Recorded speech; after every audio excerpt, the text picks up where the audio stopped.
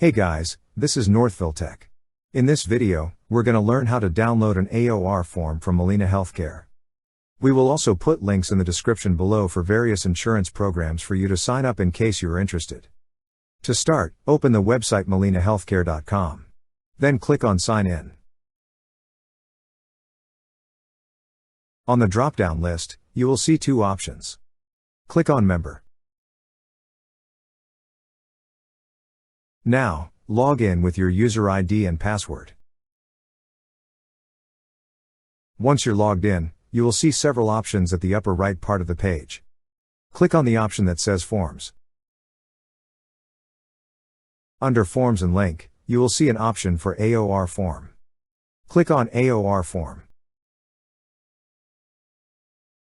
This is what the AOR form looks like. To download, click on the download icon at the top right side of the page. That's how you download an AOR form from Molina Healthcare. Thank you so much guys for watching, and if you have not yet subscribed to our YouTube channel, please subscribe to our YouTube channel as we create tech videos almost every day. Also, check out our website northvilletech.com for great tech articles, and our recommended resources in the description below for various sign-up bonuses.